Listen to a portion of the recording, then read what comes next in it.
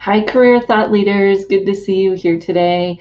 And today we're excited because we're going to be talking about our Career Jam topics that are upcoming and what we are going to be talking about with those topics, a little bit of the schedule, answering your questions about the event, and seeing if you're seeing some of these trends that the reports are showing that we're going to be using in the event. So when we do Career Jam, it's based on data that we can find out there on the workplace and trends that are voted on both by our board and by attendees of previous year's events.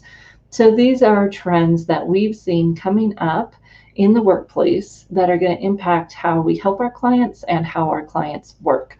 So I'm just going to bring up our schedule for the week because that will also show us our trends for this year. So our 6 trends for this year are emerging tech and jobs, remote work, virtual job search, diversity and bias, older workers, and then mental health and anxiety management. So we've got these sessions set up throughout the week, and you can attend any and all that you would want to attend when you register for the event. So it's not per session that you're registering, it's for the entire event. And the way that each session will be set up is it'll be about a 20-minute presentation from one of the experts that you see here on these topics.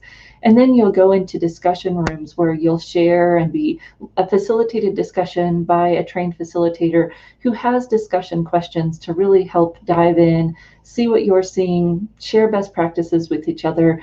That whole idea, the kind of new fancy idea of an unconference where people are sharing upwards instead of having information presented downwards, that's what we've been doing for Career Jam for 11 years now. So you get the presentation element and then the discussion element as well.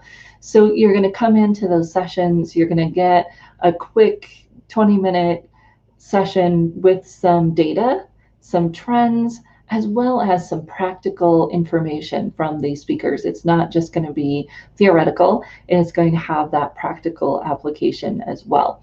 So that's what you'll hear from these speakers, and these are the topics in the outline for the day. Hi, Loretta, good to see you. I know you've been involved with Career Jam for a long time, so it's changed a lot since it first started, and it's exciting to have our new trends here that we're going to be talking about this year. So the times and the information is a little bit complex because we've got people all over the world who are going to be attending. So we have our UK people and Australia people that'll be maybe doing that early morning time. Is pretty early at 7 a.m. Eastern for those of us in California and mountain time zones. But if you want to jump on, then you can. No one says you have to do video. And then we've got our later times here, again, for our folks in Singapore and Australia to be joining us at times that work for them. So it's very fun to have this great worldwide event going, an opportunity to connect with people across the world, and also to really talk about what can we do. Today of all days, especially in the US, there's so much uncertainty. And maybe, I don't know, maybe it's a positive, maybe it's a negative, but when things seem uncertain, I just say, okay, I'm going to stay in my lane. And my lane is how can I help all of you and do what I can do to support you to help get the millions of people worldwide who are unemployed back to work. And there are some things we know about how recruiting is changing, how the world of work is changing, that we can help them, right? We can do things that are active and positive and tangible to help them get back to work.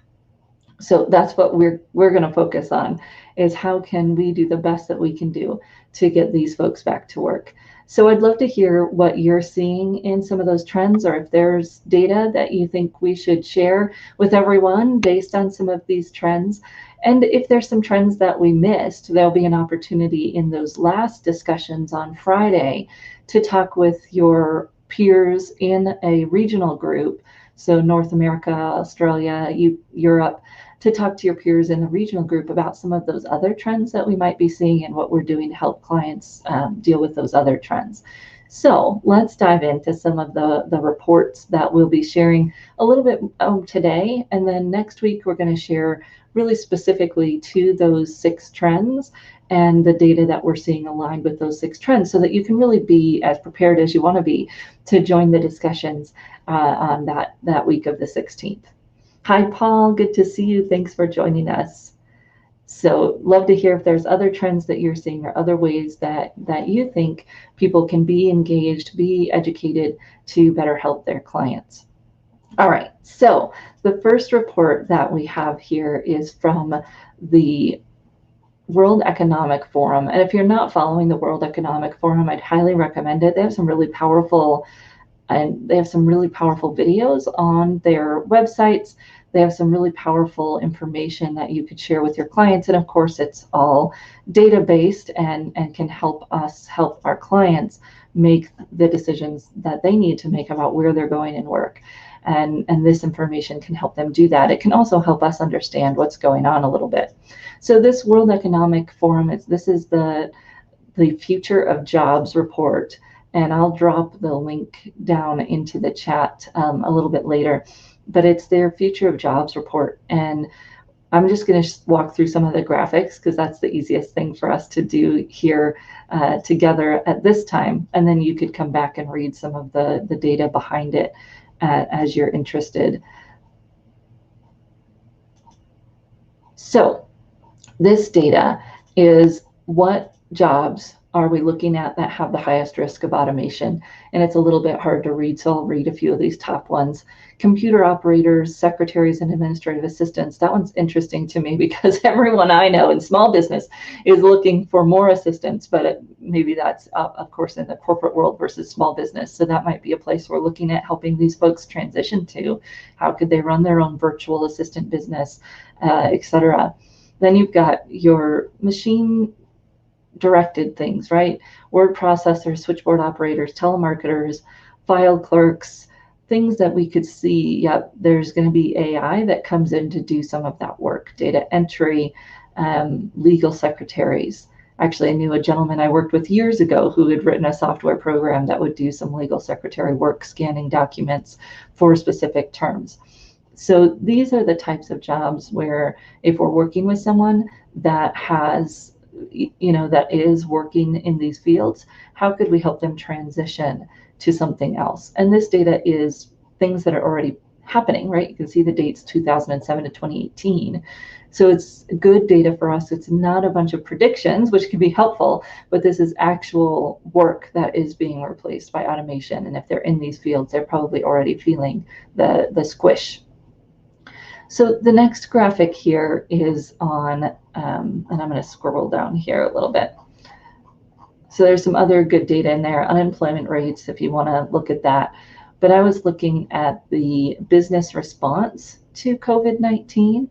So what are businesses doing? What can people expect?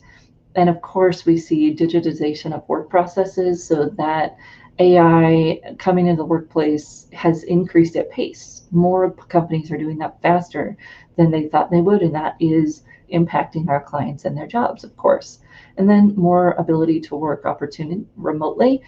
That may help some of our clients, other clients that maybe don't have the technology or the resources to have the technology.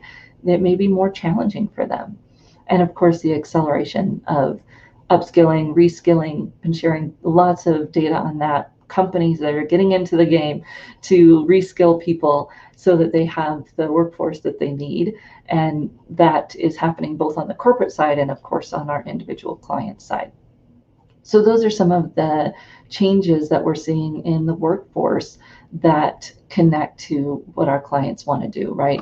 How do they do things differently and how do they manage their careers knowing that all of this is changing? All right, we're going to skip down here a little bit to page 17. So you can see there's some more graphs in here that you might want to look at. But I found this one interesting because it's looking at different countries and the amount of workers that are unable to work from home. So if you're working with individuals in different locations, just something to be aware of, what is their ability to work from home and what might that job search look like if they are thinking about remote work, do they have the resources and the technology and the infrastructure that allows them to do that? And of course, you can see United States and Germany, some of the bullet points that they've called out here, and in terms of where people are along that spectrum. And then down here, the share of workers that are at risk of unemployment. So the industry-based look at that, accommodation and food services. And I know we're seeing this already. We've got people in restaurant services, hotel services, and what are they doing? What are they transitioning into? And if you're working with some of those folks, feel free to share some of your stories there in the chat. What are those individuals transitioning into? How are they making a transition, knowing that their industry is not doing well and may not be something that they can go back to for a while? Oh, thanks for sharing the report. Very helpful, Murray. And then some other statistics. Great, Paul. And then, Elizabeth joining us as one of our Career Jam facilitators. Thank you for that. So thank you all for posting those in the chat. That's very, very helpful. All right, so then we come down here and we're going to skip a few more pages. And the workers who lost their jobs, as we know, overall, people are not getting back to the workforce. It's interesting that this one doesn't show too much of a difference between women and men, when we've seen a lot of articles talking about how women are disproportionately displaced. But this also only goes through May, and I feel like a lot of the women I know chose to, or felt like they had to leave the workforce in August when those kids didn't go back to school, and they realized they just couldn't do it. They couldn't do it all anymore. So it'll be interesting to see how some of this data continues to come out as things move forward. So there's excellent information here about remote work, which is one of our hot topics, some about older workers and the challenges that they face, which is also one of our topics, and then of course about new jobs, new types of jobs, and somewhat the types of jobs that are going away. It's important for us to know those types of jobs that are going away, and of course important to know what jobs are growing so that we can connect our clients to those jobs and industries that are doing a little bit better in the short term and maybe even in the long term. So I recommend checking that out. We'll go through perhaps a little bit more of that next week as we dive into our specific topics, but it's a lot of great data there, kind of a lot to go through. So we might pull out a few new things next week that give us information we need to better help our clients. So let's move to one that is even a little bit more specific to our work in the recruiter trends. So JobVite does recruit trends every year, and I kind of always wait, right? It's like Christmas for me. JobVite releasing their recruiting trends is Christmas.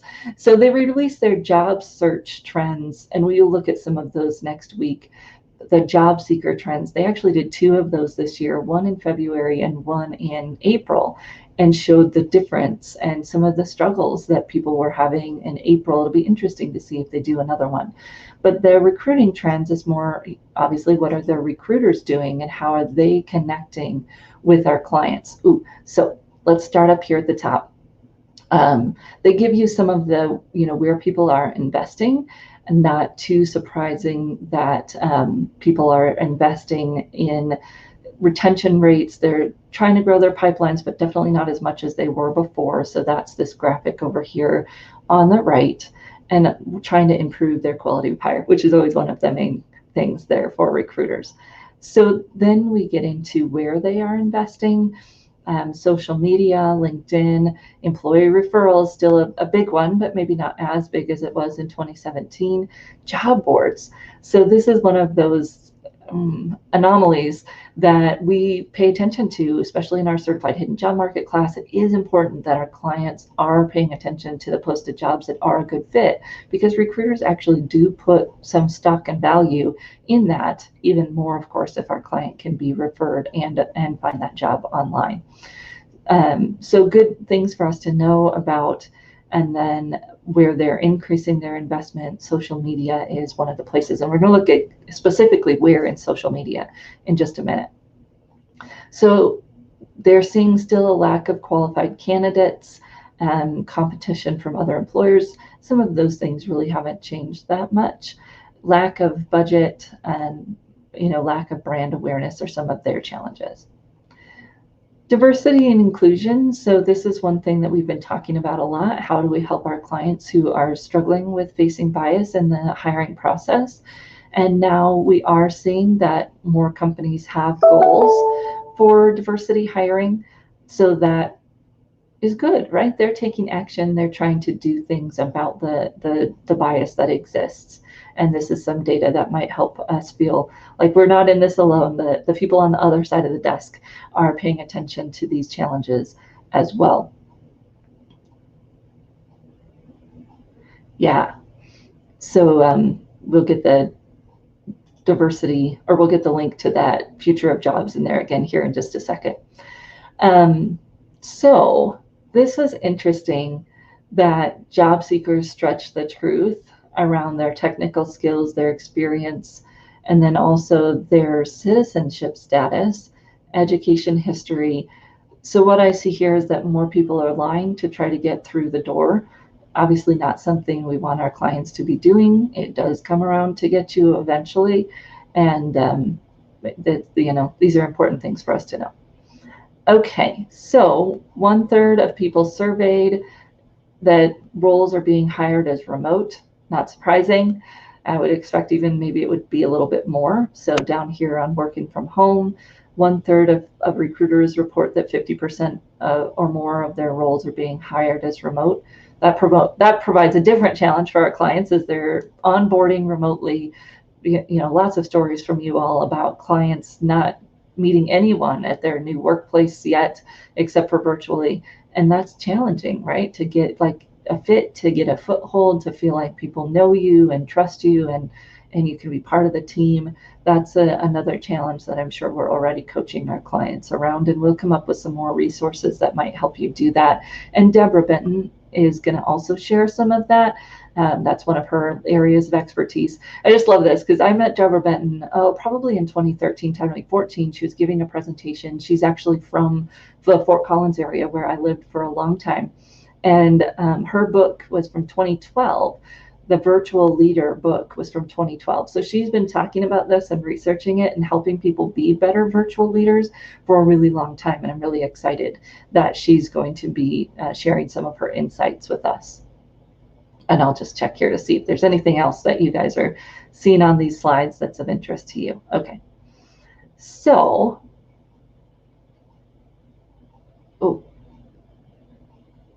the top sources for quality of hire: internal hires, employee referrals, and job boards.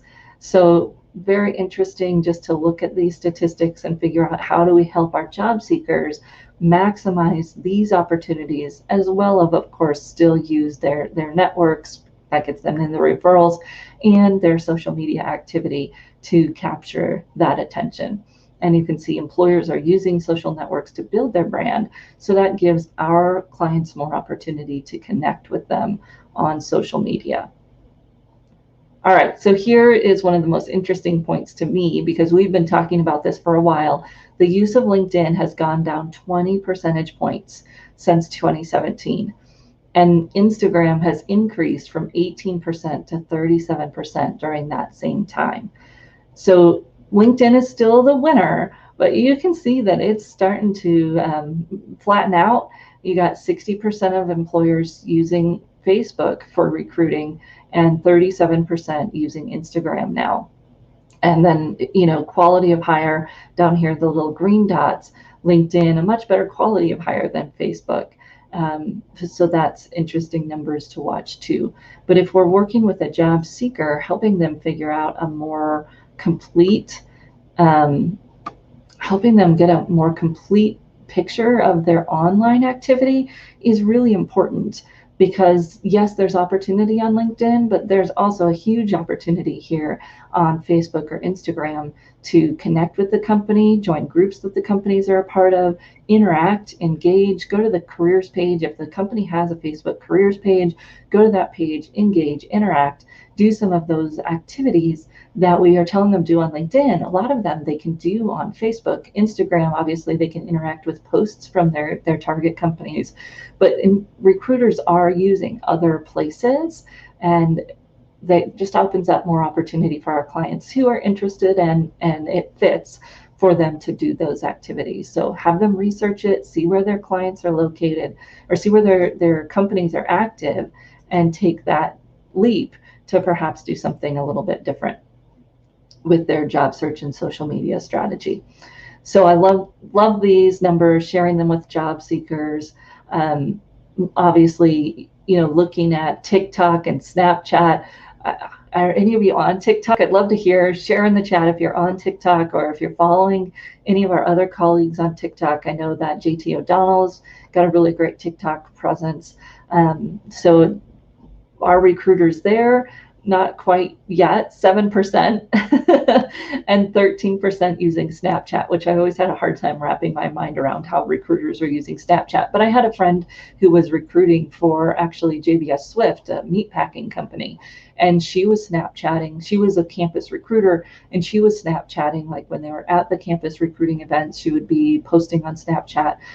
So I know that especially those people who are doing campus recruiting and recruiting the younger generation, they are using these platforms to connect with them. And then we had an article, I think 2 newsletters ago, on TikTok resumes and how can we help clients do it well. If they're going to do it, how can we help them do it well? Because there is an opportunity there if they're willing to take advantage of it. Thanks for posting the link, Murray. You're awesome. So Murray's got the link there for JobBite, and then earlier he posted the link for let's see if I can find it. Murray posted the link for the future of jobs that we looked at earlier. So fascinating stuff, especially here in the recruiter one. That's one of my favorites, as I said, because if we know what recruiters are doing, we can help our clients be more targeted in the work that they're doing there. So some other stuff around onboarding, as I said, more challenging to do that virtually on our client side and on the hiring manager's side. And then there's one other thing I wanted to share in here about. So there's some artificial intelligence automation referrals. Sorry, I just wanted to find, there was a section in here on virtual interviewing. There we go. Interviewing is not remotely the same. Great title. Just talking about interviewing via video, 67%. Again, I might have thought that would even be higher.